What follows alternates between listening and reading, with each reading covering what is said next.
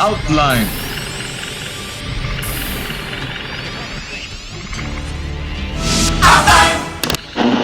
¿Por qué no fuiste a tocar puertas a Radio Variedades o a Radio Felicidad, que tanto las escuchabas de niña? Te voy a contar que yo sí trabajé después con ellos, pero si voy en orden cronológico, yo fui buscando cada vez más estar en las estaciones donde pudiera desarrollarme. Entonces, yo solita, sin mi influencia de mamá, porque mi mamá, por supuesto, que me consiguió todos los trabajos que quiera, pues imagínate que literalmente por las manos de mi mamá pasaban todas las concesiones. Así que llegaban los dueños y me decían, tráeme a tu hijita, ¿no? Pero yo felizmente me ponía pero muy rebelde con mi mamá, y yo me fui y me planté y toqué la puerta solita en Imer. Así que me quedé ahí en Imer, pero en ese trayecto... No querías que interviniera tu mamá.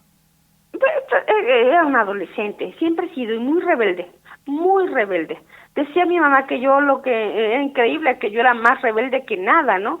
Entonces, claro, había mucha presión, porque yo sabía que trabajos en los que yo llegaba influenciada o de la mano de mi mamá, eran trabajos en los que me trataban como la chancla. Y ahora te voy a contar una anécdota de Radio Centro. Oye, ¿y si eres rebelde, Claudia? Sí, era rebelde, y lo soy hasta la fecha. ¿Y por qué? ¿Rebelde ante qué? ¿Por qué eres rebelde? ¿Sabes qué? No me gusta que me digan, tú tienes voz aguda de niña, tú solo puedes trabajar en programas de mujeres, tú solamente puedes estar o sea, eso me limita. Entonces, al revés, normalmente cuando me encuentro con un reto, yo me busco que el reto sea tan complicado que lo pueda resolver. Soy muy obsesiva en eso. Entonces, cada vez que me dicen, tú no puedes estar en radio, entonces me obsesiono. Bueno, déjame decirte una cosa. Tú no puedes contar tu historia aquí en este destello. Así que adelante. Bueno, pues contando mi historia, tengo que decirte que llegué al Imer, todo fue mucha felicidad. Me llevaría un libro completo contándote, porque sí. Al Imer entré a colaborar desde 1988 y es fecha que sigo haciendo colaboraciones para Imer. Oye, felicidades. Las más valiosas que he tenido es la historia de la radiodifusión para México, esta que desarrollamos con la UNAM. La desarrollamos y se llama Nuestra es la voz, de todos la palabra, historia de la radiodifusión de México, 1921 a 2010, y se hizo con la intención de participar en el bicentenario de la independencia de México. ¿Es un texto? Fíjate que son dos libros. Uno es un libro de 700, 800 páginas, donde, por cierto, puedes buscar desde la primera letra hasta terminó de imprimirse y no aparece mi nombre en ningún lado. Y sin embargo lo hicimos con la UNAM, con otra investigadora, que es la que se puso el nombre, Virginia Ávila Medina. Respeto a Virginia, es una gran doctora y la reconozco. Fuimos un equipo de varios investigadores, entre ellos Fernando Mejía Barquera y yo, Gabriel Sosa Plata y varios, pero no nos puso, ella puso su nombre, lo reconocí, lo respeté, pero hay un segundo libro que son todos los guiones, son 40 programas de radio que realicé, y ahí sí realicé porque fue mi cabeza, y fue mi texto, y fue mis guiones y mi interpretación. El otro texto lo leía Eric Montenegro. Fueron 40 programas que narran toda la historia de la radiodifusión en México. Están en el Imer, se transmitieron en una estación directa que se llamó así, Radio 2010, la estación del Bicentenario, y a mí me tocó particularmente la historia de la radiodifusión en México. Oye, felicidades. Bueno, entonces, después de escuchar estos destellos, todos los destellos, hay que escuchar esa historia, ¿no? Evidentemente. Claro. ¿Sabes qué? Me dieron el Premio Nacional de Locución y de Periodismo, y esto quizá fue lo que enojó tanto a Virginia, ¿no? Porque pues ella tuvo sus premios como académica de la UNAM y ganó varios premios, pero bueno, finalmente el enojo era gracias a ese trabajo. Sí, gracias a ese trabajo. Le dieron muchos premios. ¿Y tú ganaste el Premio Nacional de Periodismo ¿Por este mismo trabajo? ¿Por el segundo? Por ese trabajo. Por este gané el micrófono de oro, el Premio Nacional de Locución y el Premio Nacional de Periodismo. Y me dio aparte, no Chela Omichen, sino Rosalía Boaún, me dio ya por La Ventana Ciega el micrófono de oro. Oye, felicidades, felicidades. Ya podría decirte que cada vez fue tan grande para mí la necesidad de hablar de radio, de conocer a mis compañeros y a mis compañeras que me fui metiendo a estudiar la radio en general todo el tiempo, a tal punto que yo empecé mi primer texto acerca de los contenidos de radio, también con mi mamá en Comunicaciones y Transportes, con una revista que inauguró en 1988 y que se llamó Radio Tips. Yo fui la periodista fundadora de Radio Tips, y ahí estaban... O sea, el radio hecho texto.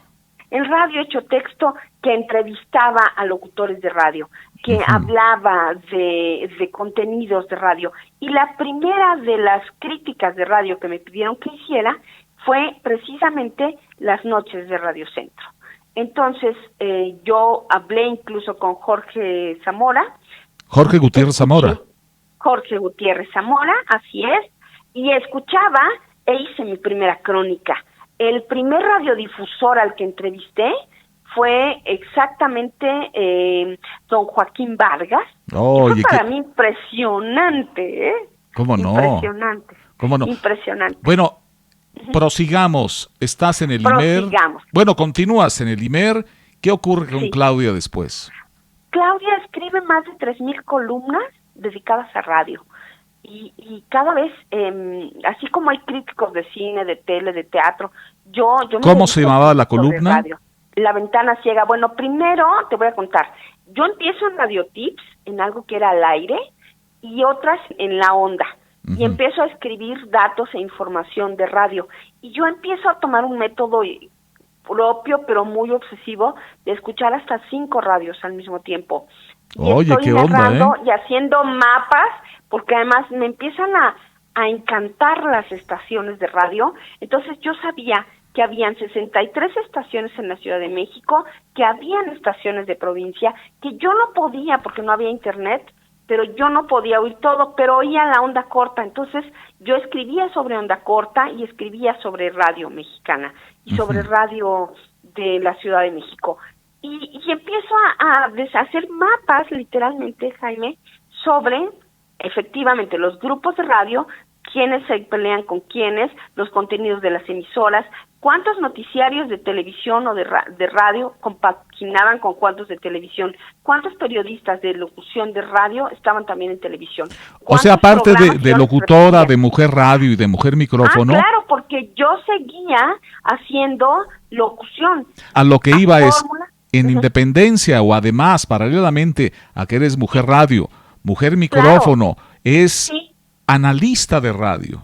Claro, porque llega un punto en el que yo podía estar presentando canciones o podía estar, que yo como tal no había llegado a conductora, sino siempre estaba como locutora. Entonces tú sabes, cuando yo entro, por ejemplo, a Radio Centro, yo literalmente solo entraba a dar resumen de noticia, que se abría micrófono, ¿te acuerdas? Cada hora o cada media hora, y entraba y decía el estado del tiempo o algunas frases o algunas promociones y cerraba. Esto no me hizo ser locutora hasta después. En realidad yo llego a ser locutora cabinera a IMER mucho después. O sea, ya estoy hablando hasta los años 90.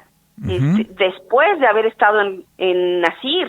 En Nasir yo entro y entro al área de producción con Gustavo Albite, con Gustavo Páez y con Manuel de la Lanza, y me llevo la decepción del mundo porque resulta que ahí coincido con locutoras muy geniales a las que quiero y respeto, pero empezamos a tener choques muy fuertes porque yo era de la UNAM. A ver, un momento, ¿en qué año y qué estación?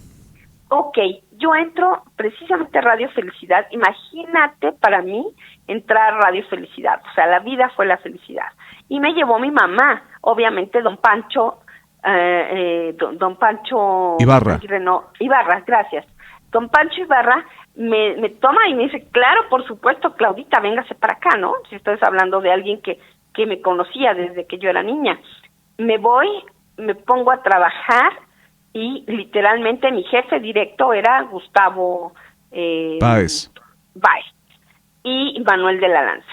Me dejan trabajando y empiezo a hacer mis primeros pininos. ¿Qué año? Pero ¿Qué año? Exactamente 1990, exactamente 90, en marzo de 1990. Y yo empiezo a hacer mis primeros pininos, empiezo a hacer producción, pero empiezo a acelerarme, a hacer muchas cosas, pero yo choco, pero totalmente choco con Patti y con otras locutoras, no quiero decir nombres porque muchas que son compañeras mías como Sofía Sánchez Navarro, que tienen la misma edad que yo, aunque digan que tienen menos, Rocío Córdoba, Sofía, La Chofa, todos estábamos trabajando juntas, pero la gran diferencia es que ellas eran egresadas de escuelas privadas y yo de la UNAM.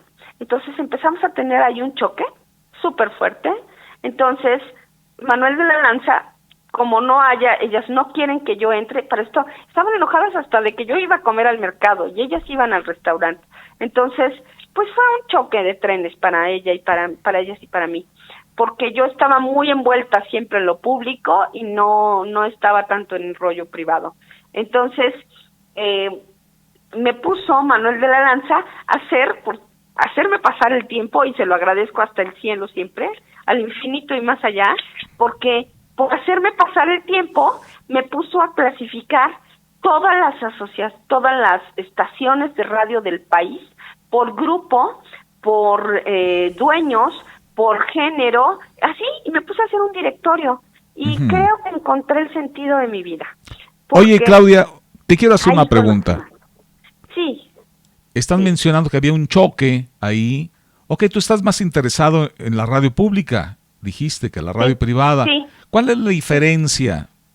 Así es muy infantil la pregunta. ¿Qué diferencia hay en México de la radio pública y otro tipo de radio?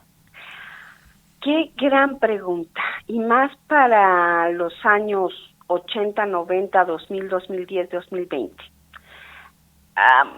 La radio pública se genera con un sentido discursivo. Diría que aleccionador, con pocos recursos y en general favoreciendo mucha burocracia. Entonces, la radio pública te pide guión, te pide tareas específicas, te pide contenidos muy estudiados, con objetivos muy adecuados, es decir, muy delimitados, y con tareas muy estrictas. Casi podría decirte que eso a veces la hace tediosa, que eso la hace poco familiar, poco cercana, pero te hace también una radio muy llena de información, muy protegida en manejo de contenidos. ¿En tus adjetivos podrías agregar fría? ¿Se puede agregar fría o no? Totalmente fría. Sí, claro. Mira, yo creo que el gran problema de la radio pública es que se vuelve lejana. Es tan estructurada, tan dogmática, documentada, que en algún sentido se pierde esa familiaridad. Aunque hay emisoras como Órbita, como Reactor en su momento, que es la misma Estéreo Joven, que estoy hablando siempre de la misma frecuencia, que hay aventuras y experimentos que han permitido que se influencie y trabaje contenidos musicales poco manejados en la comercial. La verdad de las cosas es que la estructura de la radio pública la hace tediosa, burocrática y lejana. En general así es. Ahora, hay ejemplos como la radio de la XCB, que era comercial y pasó a privada, que siguieron su influencia, pero siempre se acota a el locutor está de este lado de la cabina y la audiencia está del otro. Así es, siempre. Eso dificulta. Hay cosas maravillosas porque los guiones se pueden generar de mejor manera en la radio pública, pero hay cosas muy tristes. Normalmente la radio pública llega tarde a la actualidad de la información porque es tanto el pase a la burocracia que, bueno, es seguro que eso llevará a mucho tiempo. Hay opciones que han sido muy buenas como el IMER, que yo creo que lo ha hecho muy bien en eso, que mezcla privado y público, pero siempre es tedioso. Y en el caso de las emisoras como Radio Educación, que se volvieron incluso tabiques burocráticos, de verdad creo que tuvo que reinventarse Radio Educación después de haberse hundido a sí mismo en esa burocracia, ¿no? Yo creo que hay cosas de servicio muy buenas para la radio pública, como son las radios indigenistas, las radios comunitarias. Eso al final es otro tipo de radio, no tiene que ver con hacer pegar un hit, no tiene que ver con vender mucho dinero o poco dinero comercial, tiene que ver con enlazar personas, con atender servicios muy locales, muy específicos. Eso sí es, diría yo, que muy de la radio pública. Ahora, la radio privada, yo me atrevo a pensar que la radio privada, Jaime, es un modo de vida, no es en realidad solamente el servicio de información. Toda, incluso la de contenido hablado, toda la radio comercial es una forma de vida, tiene todo su eje sobre el target, sobre el público meta, sobre el lenguaje que vas a usar para hablar a un determinado consumidor de esa frecuencia, de esa estación, de ese programa, de ese tipo de música e incluso de ese tipo de vida. Eso es lo que sí tiene la radio comercial. Muchas veces lo que pierde en calor, en cercanía, en proxemia, la radio comercial es en profundidad, en contenidos, y también gana en inteligencia, en agudeza, en rapidez, porque va tan rápido y es tanta la urgencia de vender, de sacar adelante y de hacerlo rentable, que se da poco tiempo para atesorar. Yo te puedo decir que se han perdido literalmente tesoros sonoros invaluables de México, en que las radios, sobre todo la comercial, se va reinventando y regenerando y reurgiendo tan rápido que hay quien ha llegado a borrar todos los audios de Stereo 100, hay quien ha llegado a borrar todo Rock 101. Todo lo que hoy se ha recuperado de muchas de esas estaciones fueron los radioescuchas los que guardaron. ¿Qué cosas, verdad? Los audios, claro. Sí. O en la influencia de que ya se murió el rey y viva el rey, es decir, el anterior director versus el actual director, el conductor de moda allá, ahora no es el de acá. Por desgracia eso no únicamente pasa en radio, sino en otros ámbitos. Oye, Claudia, gracias por la respuesta, pero me gustaría retomar ahora, Claudia, reubicarnos nuevamente en radio. Estamos en esa amarga experiencia con tus compañeras en Grupo ASIR, con Gustavo Páez, Radio Felicidad 90. En un vuelo compactado, ¿qué pasó con el micrófono en radio de Claudia Segura? Bueno, pues me voy a Radio Centro, me lleva Carlos Aguirre, literalmente sí, por petición de mi mamá. Empiezo a trabajar con Sergio González Lafón, literalmente me ponen en producción, ya no me ponen en locución, pero solito, mi jefe maravilloso, Víctor, el poeta, se me fue, Manuel Otero González, que era el director de comercialización, me pone a grabar los comerciales del patio, los comerciales de las noches de Radio Centro, y empiezo otra vez a tomar el micrófono como tal. Y bueno, empiezo a hacer despensa de consejos que narraba Sandra Ortiz, pero que yo hacía como tal en texto. Empiezo a escribir con mi maravilloso jefe, adoradísimo, Adolfo Fernández Cepeda, que todo el mundo salía volando cuando él se enojaba, porque literalmente volaban las cosas cuando él se enojaba, y yo pues más bien yo lo estimaba y lo quería, y me decía, me va a hacer perder la fama, Claudia, y que finja como que Oye, se espanta, haga que ya la regañé, ¿no? La voz universal estás hablando, ¿no? Sí, y un maravilloso ser humano que hasta la fecha siempre que me ve y lo veo, bueno, es un cariño mutuo, porque qué tipazo, qué ingenio, ¿no? Pero la única loca que le decía, no señor, este no es una viñeta, es este, ¿no? Entonces peleábamos genial. Bueno, fui tan feliz en Radio Centro, porque ya en Radio Centro me tocó estar en Radio Sensación, me tocó estar, bueno, en un periodo de mucho aprendizaje, con Perfiles en la Noticia, con Sergio Sarmiento, con un Nájar,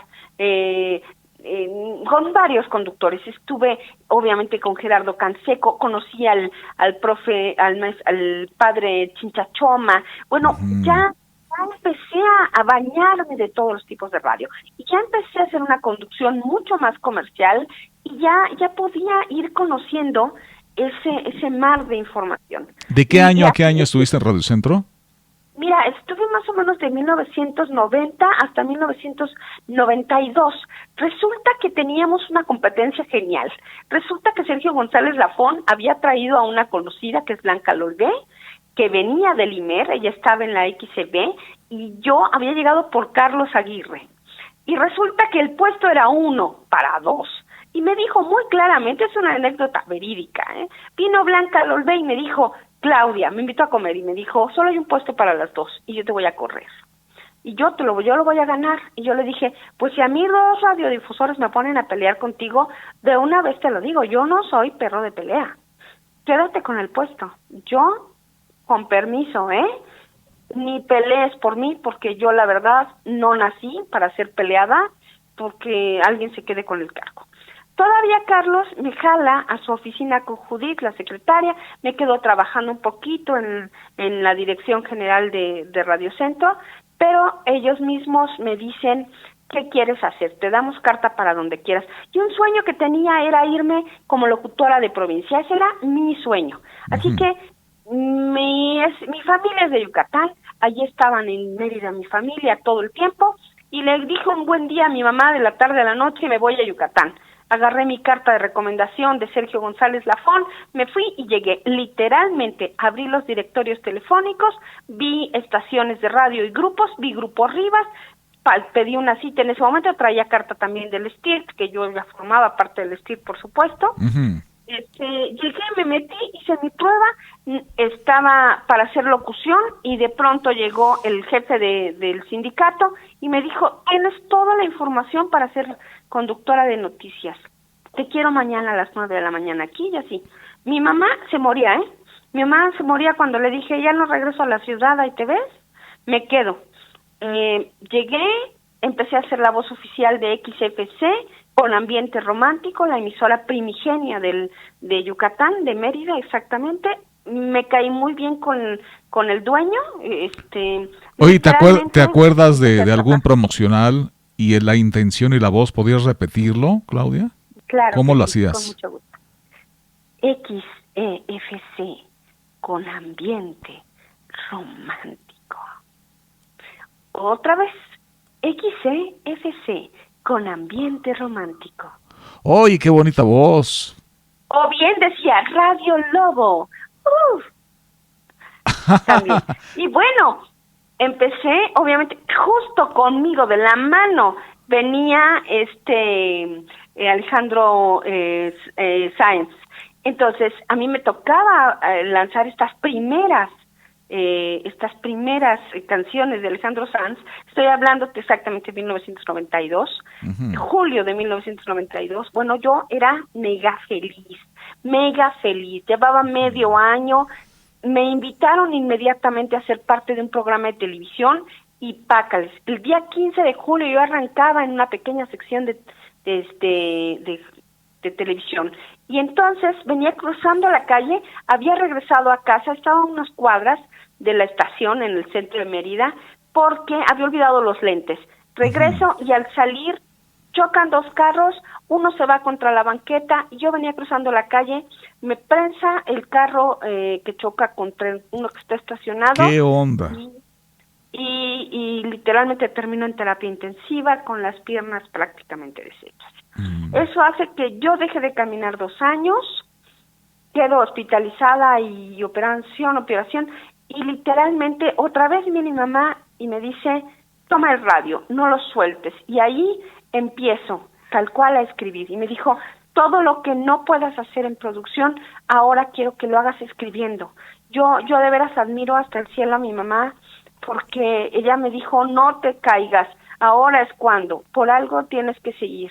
Tienes la voz, vas a seguir siendo locutora. Y bueno, tengo las 2 piernas, vuelvo a caminar, pero sirvió todos esos 2 años para escribir todas las columnas que no te imagines y hacer el análisis, y ahí me vuelvo como tal analista de radio. Y ya paso a la etapa de los años 95, 96, me meto a estudiar letras hispánicas, ya como segunda carrera, y me meto a estudiar una especialidad en San Carlos, de guionismo y radio de la UNAM, y me pongo a estudiar también SOGEM, y soy egresada como escritora de guión en SOGEM.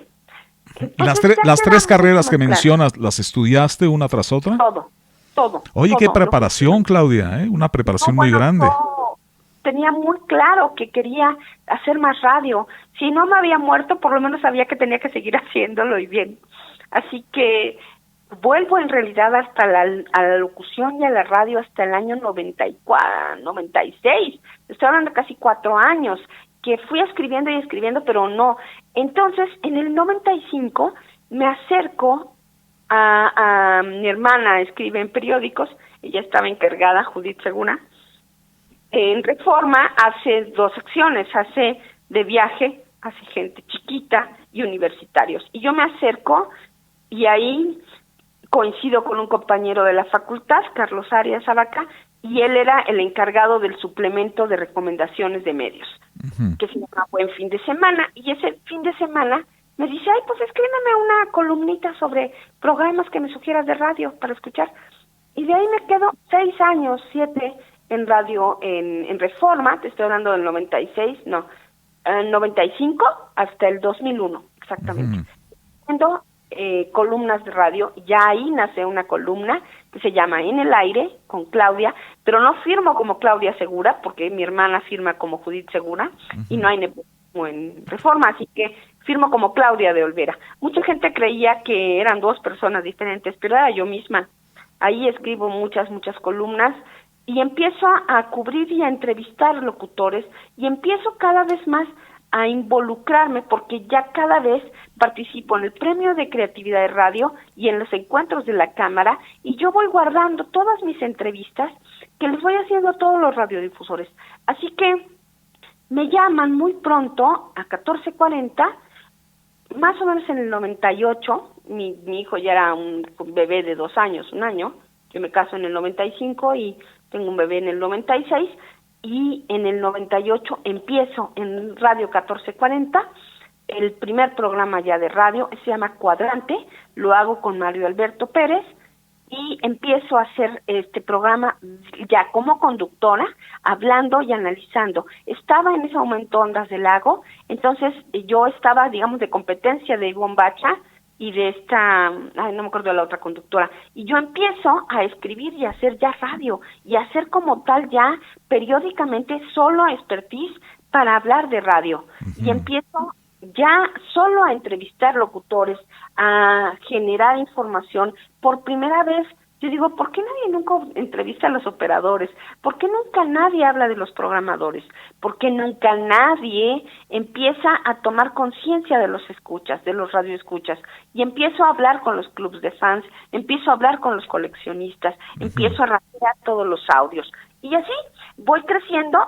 Hoy te podría decir, para ya llegar a los últimos años 2000, que sigo haciendo para el IMER, sigo haciendo para Fórmula mucho tiempo. Me toca trabajar con Jaime Núñez, me toca trabajar con Mario Córdoba, que en paz descanse también. Empiezo a trabajar en W, vuelvo otra vez a hacer ya con Javier Solórzano y con Carmen Aristegui, y empiezo a escribir.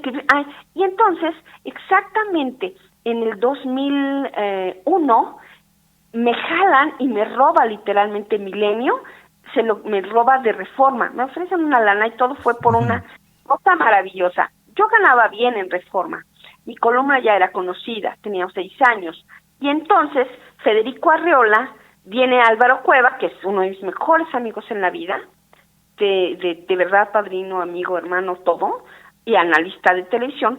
Y entonces, yo lo conozco en Sogem, es el mejor amigo de mi hermana, Judith, y yo me dice, oye, él le hace la propuesta a Federico me jala de Reforma, y a los días le dice Broso, Víctor Trujillo, que fue mi maestro, ya lo dije, de doblaje, jala a Álvaro y me jala a mí para que tengamos un programa de televisión juntos, que eran los especialistas, pero que se llamó finalmente El Pozo. El Pozo fue un programa donde hablamos de radio, de cine, de tele, de programas para niños, de cultura. Cada día llevábamos cantantes, invitados, locutores y tal. El Pozo dura 2 años hasta que toman las instalaciones TV Azteca. Esto fue exactamente desde octubre, noviembre del 2001 hasta el diciembre del 2002, cuando se pasa todo esto de la toma de las... No, pero ¿en qué canal estabas? Canal 40. Ah, ok, sí, ya en televisión. Claro, claro, ya en televisión. Regresándonos a radio. Voy. Ajá. Regresándonos a radio, de todos estos años, de lo más reciente, ¿cómo podrías compactar a Claudia Segura en radio? Fíjate que yo creo que sobre todo después de los años 2000 empieza ya Claudia Segura Madura, quien está dedicada a la ventana ciega, así es el nombre de mi columna en Milenio, y ese también es el nombre del programa de radio de la ventana ciega que hace con historia de radio y del análisis de radio, y yo lo compacto pasé por Radio Capital, pasé por Radio 1000, pasé por Radio Capital, pasé por Radiorama Romántica 1380, después llega la radio por internet con Escucha Radio, donde ya soy directora, donde ya empiezo y ahora capacito, porque tengo varios libros ya de capacitación para locutores, ya estoy hablando de quién escribe. ¿Cómo lo compacto? Lo compacto como una ventana, como alguien que está percibiendo todo el tiempo lo que pasa en la industria de radio. Yo ya soy juez de tipo internacional para bienales de radio, para el concurso de New York Festival of Radio. O sea, yo ya empiezo a tener muy claro que lo mío estaba en analizar lo que pasaba en la industria de radio con las personas de la radio, pero también con lo que a mí como creativo me da generar información y contenido radiofónico. Actualmente trabajo para Radio Educación, hago un guión que es de corte histórico, que se llama Historia Viva, semanal, y tiene mucho más que ver con reproducción de historia, pero por supuesto que espero que ya vuelva para mí esta parte de la locución y sí a la historia de radio. En eso compactaría, Jaime, todo lo que al final de todo me llevó a la industria de mi trabajo como guionista y como locutora y sobre todo como productora. Así es. ¿Algo que agregar, Claudia? Pues me parece que el trabajo que estás haciendo, Jaime, es de todo noble. Creo seguramente que va a ser esa primera llave, esa primera puerta. Y yo creo que la radio no está muerta ni va a estarlo. Siempre que los amorosos de la radio, que los amorosos del sonido, que los amorosos del lenguaje radiofónico, nos permitamos transmitir a los jóvenes y especialmente a las generaciones que aún no llegan incluso, la importancia de lo sonoro. Yo solo me quedaría diciendo, gracias Jaime Kurt, por este regalo que nos estás generando a todos, porque hacer un alto, no solo a contar los 100 años de una radiodifusión, sino a abrir la puerta para que vengan más años para nuestra industria, ya es de por sí de suyo un gran, gran regalo. Y pues sería todo. Muchas gracias. No, muchas gracias a ti, Claudia. Con una aclaración. Son pequeños destellos de la gran historia del radio. Pequeños destellos. Pero esos destellos son eso, destellos, que son ondas, que son hertzianas, que son así, amplificadas. Y eso es lo genial. Gracias, ¿no? Claudia. Todo lo bueno. Para servirte. Igualmente para ti todo lo bueno. Muy bonita tarde y noche.